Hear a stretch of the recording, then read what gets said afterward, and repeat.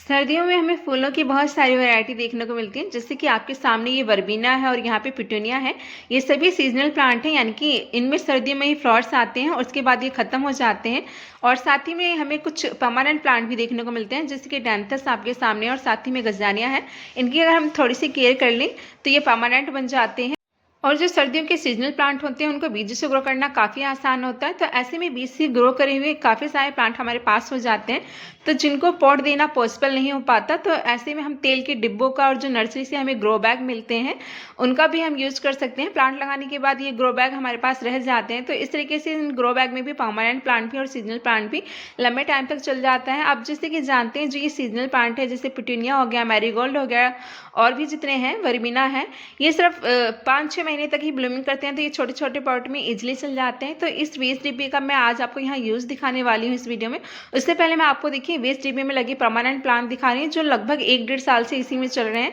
यहाँ पे ये तेल के डिब्बे हैं और कुछ देखिए बोतल के इस तरीके से टुकड़े हैं, और देखिए इसमें सारे लगभग, कहने का मतलब सारी वैरायटी इजीली चल जाती है, कि ऐसा नहीं है कि 1-2 वैरायटी ही चलती है। बस वही प्लांट जो बहुत ज़्यादा हाइट में जाते हैं और जिनकी जड़ें बहुत ज़्यादा बढ़ती है, नहीं तो इनके सिवा बहुत सारे प्लांट इसमें चल जाते हैं। और इस तरीके से आपकी जगह भी बच जाती है और पॉट के पैसे भी बच जाते हैं, और साथ ही में आप प्लास्टिक का रीयूज़ भी कर लेते हैं।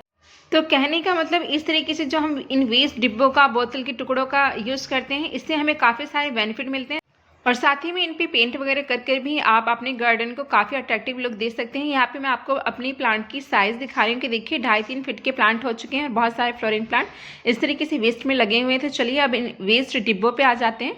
तो ये तेल के डिब्बे हैं, जैसे कि मैंने काफ़ी सारी सीडलिंग्स अभी विंटर की ग्रो करी हैं, तो मेरे पास अभी पॉट नहीं थे, तो समझ नहीं आ रहा था कि किस में लगाया जाए।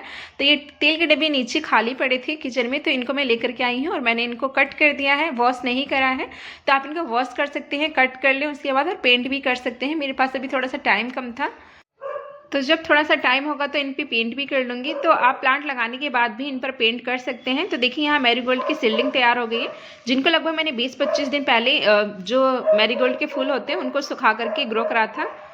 सीजनल प्लांट और साथ ही में ये जो हमारे कुछ परमानेंट प्लांट भी हैं, इसमें इजीली चल जाते हैं, पर सीजन को लगाना बेस्ट है, क्योंकि जो सीजनल प्लांट है सर्दियों के, उनमें सिर्फ जाते जाते मई तक ही ब्लूमिंग होती है और मई से ही ये खराब होने लगते हैं। जैसे कि हमारे वर्बिना हो गया, पिटूनिया हो गया, इन सभी प्लांट में अभी आप देखेंगे कि अप्रैल तक काफ़ी अच्छी ब्लूमिंग होती है, उसके बाद ये धीरे धीरे खराब होने लगते हैं।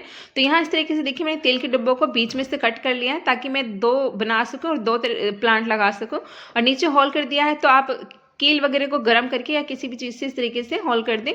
तो यहाँ पे जैसे कि हम प्लांट यानी कि सीडलिंग छोटे पॉट में लगाने वाले हैं, और छोटे पॉट में ही हम रखने वाले हैं 5-6 महीने तक, जब तक इसका टाइम ना जाए। तो आपको इसकी सॉइल मिक्सचर का यहाँ पे ध्यान रखना पड़ेगा, क्योंकि आपको यहाँ बेस्ट सॉइल मिक्सचर बनाना है जिसमें फर्टिलाइजर तो और साथ में पानी भी ना रुके, क्योंकि ये पॉट जैसे कि छोटा होगा तो आप इसकी बाबा गुड़ाई नहीं कर पाएंगे और साइड से बाबा कंपोस्ट नहीं डाल पाएंगे। तो चलिए देखते हैं सॉइल मिक्सचर आपको कैसा बनाना है।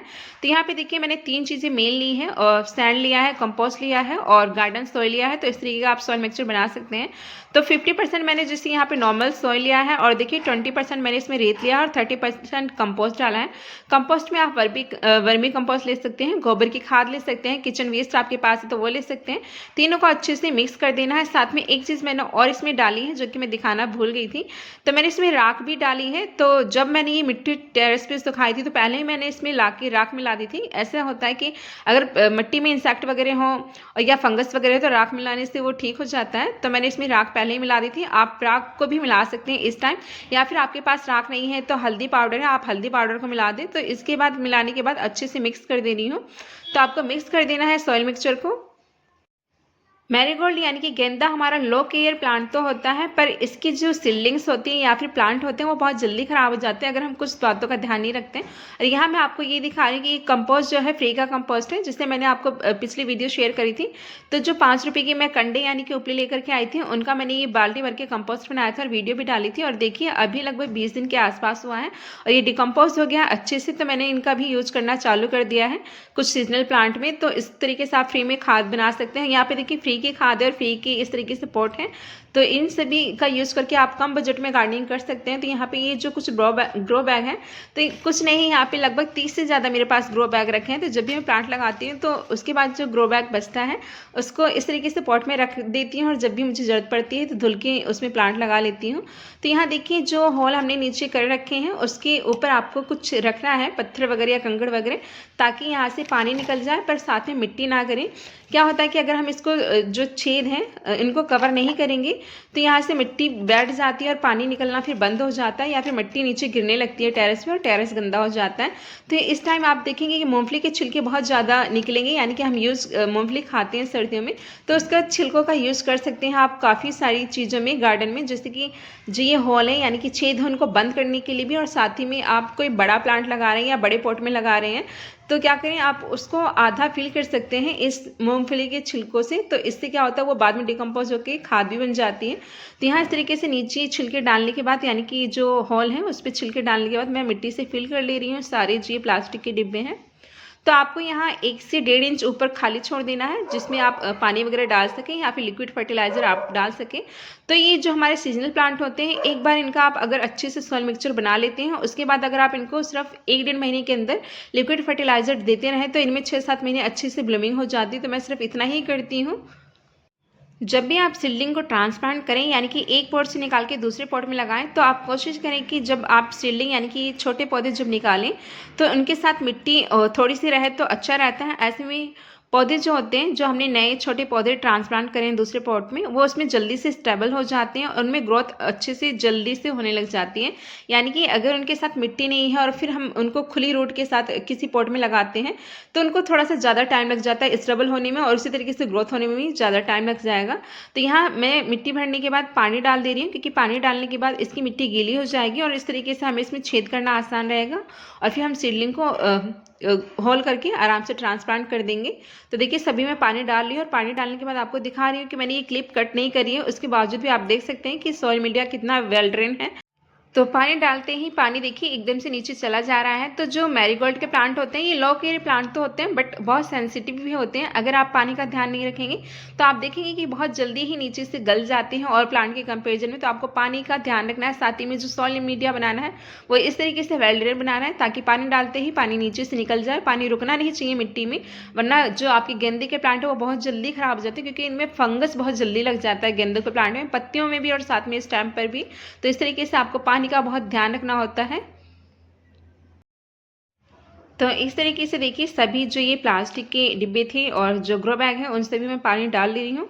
और पानी डालने के बाद चलिए अब सीडलिंग को ट्रांसप्लांट करते हैं। तो सीडलिंग में भी मैं हल्का सा पानी डाल दे रही हूँ। वो आपको इसलिए करना है ताकि जो सीडलिंग जिस मिट्टी में लगी है वो मिट्टी थोड़ी सी सॉफ्ट हो जाए, यानी कि नरम हो जाए, और इस तरीके से जो सीडलिंग है वो आसानी से निकल जाती है और इसकी जड़ें टूटती नहीं है। अब आप इसको किसी टूल की सहायता से या स्पून से निकालेंगे तो मिट्टी के साथ ही जो हमारी सीडलिंग है वो बाहर आ जाती है। तो मैं यहाँ कैंची का यूज़ कर रही हूँ। अब आपको सीडलिंग को बहुत आराम से निकालना है। तो इस तरीके से देखिए किनारे किनारे से आप थोड़ी सी जगह बना लें और हल्का सा ऊपर करेंगे तो सीडलिंग बाहर आ जाती है। तो यहाँ देखिए मैं कुछ सीडलिंग निकाल ले रही हूँ। क्योंकि ये पौधे छोटे हैं और कई बार क्या होता है जड़ें ओपन होने से ये स्ट्रेस में चले जाते हैं या फिर तुरंत ही सीडलिंग्स मुरझा जाती हैं। तो इसलिए आपको ध्यान रखना है कि इनके साथ थोड़ी बहुत मिट्टी जरूर आए। तो जैसे कि मैंने एक हाथ में कैमरा पकड़ रखा है तो मुझे थोड़ी सी दिक्कत हो रही है, एक हाथ से सही से निकालते नहीं बनना। तो चलिए मैं कैमरा रख के पहले सीडलिंग्स को निकाल लेती हूँ और दिखाती हूँ कि आपको किस तरीके से सीडलिंग्स निकालनी है, कि इसमें हल्की हल्की सी मिट्टी जरूर लगी होनी चाहिए। तो इस तरीके से देखिए मैंने कैंची की हेल्प से इसमें होल कर दिया है मिट्टी में, और इस तरीके से आपको लगभग जहाँ पे रूट थी उसके थोड़ा सा ऊपर से आपको दबा देना है, क्योंकि अब हमें ये जो सीडलिंग है इसी में रखनी है और इसी में इसको 5-6 मिनट तक ग्रो होने देना है, जब तक इसका टाइम रहेगा मई तक। और किनारे किनारे से मिट्टी को प्रेस कर देना है। पानी मैंने इसमें डाल दिया है, अब दोबारा पानी नहीं डालूंगी क्योंकि वरना सीडलिंग जो ज़्यादा मॉइस्चर होने की वजह से ख़राब भी हो जाती है। तो ये देखिए इस तरीके से मैंने सारी सीडलिंग निकाल ली है और देख सकते हैं सभी में मिट्टी आई है इस तरीके से। तो आपको इसी तरीके से सीडलिंग्स को निकालना है मिट्टी के साथ। तो ऐसे में ट्रांसप्लांट करने पर जो सीडलिंग्स होती हैं शॉक में नहीं जाती और स्टेबल हो जाती है, जैसे कि मैंने आगे बताया जल्दी ही।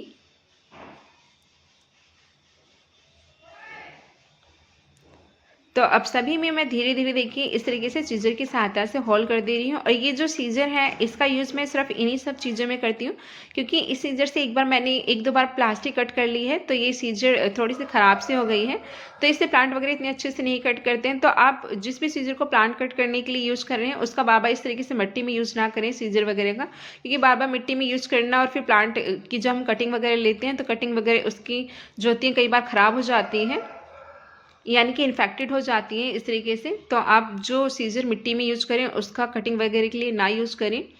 तो यहाँ पे इस तरीके से सीलिंग को आपको थोड़ा सा डाल देना है होल में और हल्का हल्का किनारे से मिट्टी को दबा दें। तो इस तरीके से सीलिंग्स लगाने के बाद आपको ये भी ध्यान रखना है कि इनको रखना कहाँ है। गर्मियों में हम थोड़ा सा अलग जगह रखते हैं और सर्दियों में हमें थोड़ी सी अलग जगह रखना होता है।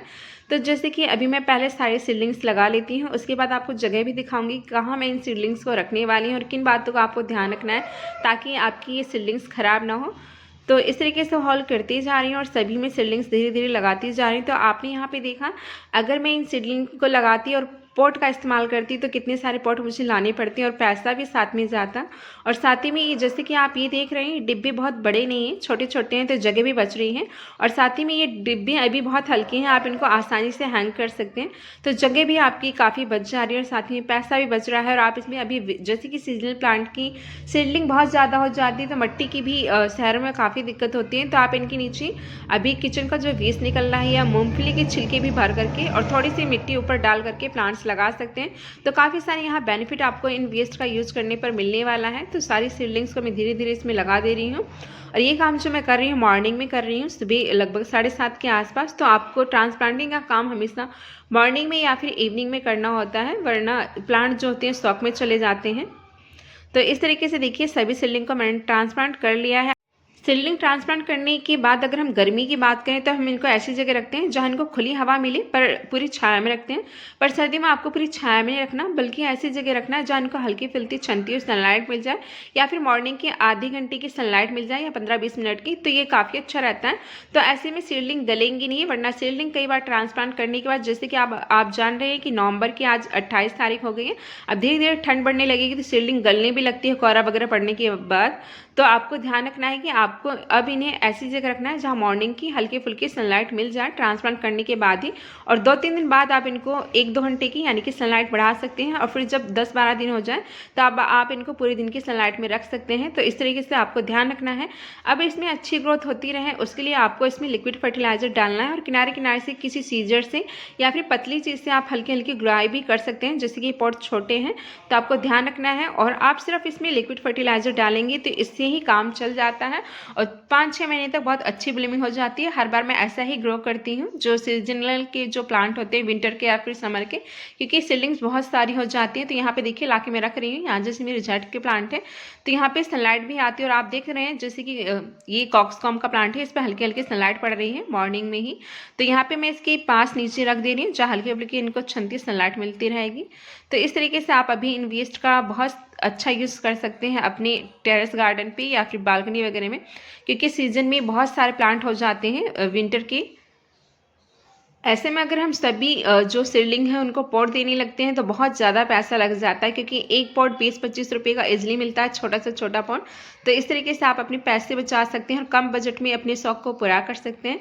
तो आई होप कि ये वीडियो आपके लिए यूज़फुल साबित होगी। तो चलिए मिलते हैं नेक्स्ट वीडियो में। अपना और अपनी फैमिली का ख्याल रखिएगा, हार्ड वर्क करते रहिएगा to achieve your goal. Thank you so much for watching this video. Bye.